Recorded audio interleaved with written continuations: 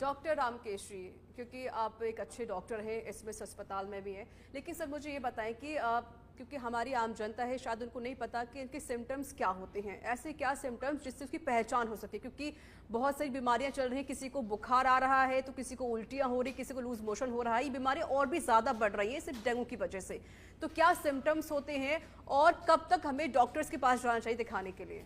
बहुत बहुत धन्यवाद रिचा जी, आपने बहुत ही अच्छा प्रश्न किया है। आपके इस मीडिया के माध्यम से मैं आम जनता को निर्देशित करना चाहता हूं। हर साल भारत एक मौसम परिवर्तनशील देश है, हर समय इस बार इस तरह की समस्याएं आती हैं और आगे भी आती रहेंगी। डेंगू एक मॉस्किटो बॉर्न डिजीज है, यानी कि Aedes aegypti, female Aedes aegypti mosquito जब आपको काटेगा तो ये बीमारी फैलेगी। पानी के अंदर जो साफ पानी है वहाँ ये पैदा होता है और इससे बीमारी बढ़ती है। जो प्रेजेंटेशन होता है इसका वो एक एक्यूट फेब्राइल इलनेस, यानी कि एकदम से तेज बुखार आने के रूप में रहता है। तो अगर इस समय पर, यानी हम मानते हैं कि अगस्त से स्टार्ट, मान लो आप अगस्त से लेकर के नवंबर तक, इस समय के अंदर दौरान आपको तेज बुखार आता है। नंबर 1 सिम्टम पहला तेज बुखार रहेगा, कोई 101 डिग्री, 102 डिग्री, 3 डिग्री, 4 डिग्री। अभी हमारे पेशेंट ऐसे भी आ रहे हैं जिनका 104 तक बुखार है। तो अगर आपके पास तेज बुखार हो रहा है, सर्दी लगती है आपको। नंबर 2, हाथ पैरों में दर्द। डेंगू बुखार को ब्रेक बोन फीवर कहते हैं हम लोग, हड्डी तोड़ बुखार। तो पेशेंट को बहुत तेज दर्द है, हाथ पैरों में दर्द है, माइल्जिया है। बुखार का जिक्र कर रहे हैं तो वायरल फीवर में भी आता है, तो पहचान कैसे करेंगे? बिल्कुल बिल्कुल, मैं वहीं आना चाहूंगा एक बार। आप तो इस तरह के बुखार हैं आपको, पेशेंट को पेन, एब्डोमेन और वॉमिटिंग, इस तरह के लक्षण भी हो सकते हैं। बट डिपेंड ये करता है कि जो नॉर्मल वायरल इलनेस है, आपका प्रश्न है कि वायरल से कैसे डिफरेंशिएट करेंगे। नॉर्मल वायरल इलनेस के अंदर पेशेंट को हल्का बुखार रहेगा, ठीक है, पेशेंट को हल्का कॉफ भी हो सकता है, नाक से पानी छींक और हल्का दर्द होगा। बट वहीं डेंगू के अंदर तेज बुखार रहता है, हाथ पैरों में बहुत तेज दर्द होता है, मरीज या जो भी व्यक्ति है वो करवटें बदल लेता है और कई बार टैबलेट्स देने के बाद भी ये बुखार नहीं रेस्पॉन्ड करता है। तो बुखार के अंदर ये डिफरेंस आता है। जनरली डेंगू के पेशेंट्स को खांसी जुकाम इस तरह की चीज नहीं होती है। आजकल कई इस तरह के केस आ रहे हैं, बट फिर भी अगर आपको कफ की तरफ है, गले में ज्यादा लग रहा है समस्या, तो वायरल की तरफ चलता है। इसके बाद ही अभी जो कॉमन फीवर है उसमें डेंगू के साथ साथ स्क्रब टाइफस, मलेरिया, ये 2 समस्याएं भी कॉमन होती हैं। इनका प्रेजेंटेशन भी सिमिलर है।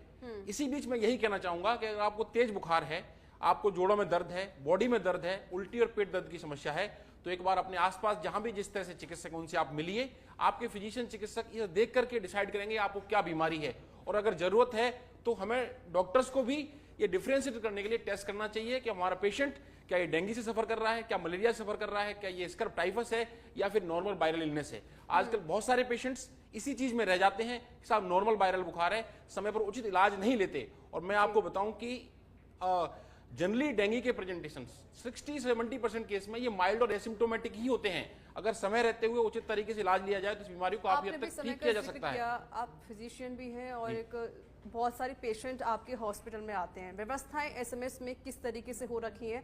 और दूसरा आपने जो जिक्र किया है कि समय रहते अगर इलाज हो जाए तो बेहतर रहता है, लेकिन सर अगर हम कोशिश करें, मान लो किसी को डेंगू हो गया, उसे दिखाया हॉस्पिटल में और उससे पता लगा कि इसकी रिपोर्ट पर डेंगू आ गया है, तो इस जो इसका बीमारी है वो मौत तक पहुंच जाती है, कितना उसका डिस्टेंस होता है और उसे कैसे कवर किया जाए?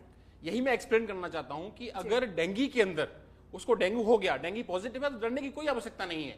डेंगू के अंदर mild dengue fever, moderate dengue fever और सीवियर डेंगू फीवर।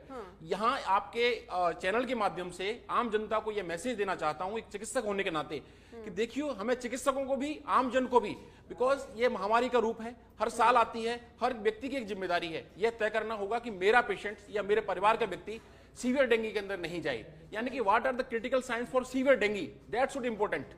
तो what are the critical sign? अगर आपका तेज बुखार 3 दिन में रेस्पॉन्ड नहीं कर रहा है, नंबर 1। नंबर 2, आपका बीपी कम या ज्यादा होने लगा है, यानी ब्लड प्रेशर देख रहे हैं तो 60 आ गया, 70 आ गया ऊपर वाला, या आपका बीपी 160, 70, 80 तक जा रहा है। नंबर 2, धड़कन, हार्ट की धड़कन आपकी 60 से कम हो गई, 40 आ रही है, 50 आ रही है, ये अगेन सीरियसनेस का साइन है। फिर हम बात करते हैं ब्लीडिंग सिम्टम्स। आपकी बॉडी पर कहीं भी कोई ब्लीडिंग सिम्टम्स है, लाल निशान बन गए, चकत्ते बन गए, नाक से खून आ रहा है, मुंह से खून है, कफ में खून है, पेशाब में खून है, या महिलाओं में माहवारी की समस्या अगेन हो गई इस तरह की, या फिर पेट में दर्द हो रहा है, आपको पेट आपका फूल गया है, या सीवियर परसिस्टेंट वॉमिटिंग है, या आपका बीपी लो हो गया है, these are the sign of severe and critical illness of dengue. इस तरह के व्यक्ति को तुरंत चिकित्सक की सहायता मिलनी चाहिए। जहां संभव हो उचित तरीके समय रहते हुए पहुंचकर इलाज मिलता है तो उसको आराम मिल सकता है। अदरवाइज इस तरह के संकेत खतरनाक डेंगू के साइन होते हैं जो कि जीवन घातक बन सकते हैं। ठीक है अटल जी, डॉक्टर रामकेश जी, अब केसेस जो बढ़ रहे हैं इस पे कंट्रोल कैसे पाया जाए, और जो जनता है, जो आम जनता है, अगर कोई अस्पताल नहीं जा पा रहा क्योंकि हॉस्पिटल्स में जाना बहुत ज़्यादा खर्चा हो जाना जैसे हो जाता है, जो गरीब तबके के लोग रहते हैं, जो गंदगी में भी रहते हैं, वो इससे कैसे निपट सकते हैं और कैसे अपना बचाव कर सकते हैं? सर बहुत बहुत धन्यवाद ऋचा जी, आपने एक बहुत ही काबिल तारीफ प्रश्न किया है। आपके चैनल के माध्यम से आमजन को ये मैसेज देना चाहता हूँ कि इस बीमारी से हम कैसे निपटें। जिम्मेदारी सबसे बड़ी चीज है। मैंने पहले भी आपको बताया कि डेंगू के बहुत सारे केसेस एसिम्प्टोमेटिक और नॉन क्रिटिकल होते हैं। सबसे बड़ी चीज ये है कि एक तो समय रहते हुए इसको पकड़ लिया जाए।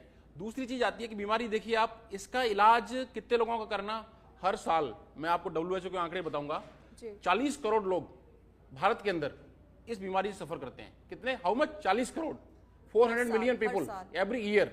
बट जो पेशेंट्स क्रिटिकल इलनेस में जाते हैं वो बहुत कम होते हैं। I think 5% patient critical illness के अंदर पहुंचते हैं। उसके अंदर क्या है कि जो रोकथाम का तरीका क्या है, यानी कि what is the prevention, that should be the important mode. ये डेंगू कैसे फैल रहा है, मॉस्किटो आपका पानी के अंदर जाके ब्रीड कर रहा है, वहां से उसके अंडे से या जिस तरह से यदि मॉस्किटो नए निकल रहे हैं, वो नए मॉस्किटो निकलने के बाद में इस बीमारी को स्प्रेड कर रहे हैं, नंबर 1।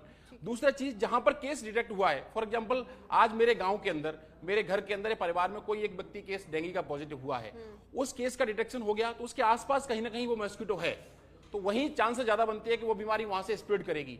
तो जहां पर केस डिटेक्ट हो रहा है पॉजिटिव, वहां पर जाकर के उसके आसपास ऐसे स्टोरेज कहीं भी हैं, जैसे कि कहीं पानी इकट्ठा हो रहा है, पुराने तरह के कूलर रखे हुए हैं या कुछ गंदगी रखी हुई है, उसकी तुरंत साफ सफाई हो जिससे कि उसके साइकिल को तोड़ा जाए, नंबर 2। तीसरी चीज ये आती है कि काटने से फैलता है, तो किस तरह से हम काटने को रोक सकते हैं। तो मॉस्किटो रिपेलेंट यानी कि मच्छर नाशक दवाइयां जो मच्छरों को दूर भगाती हैं उनको यूज किया जाए।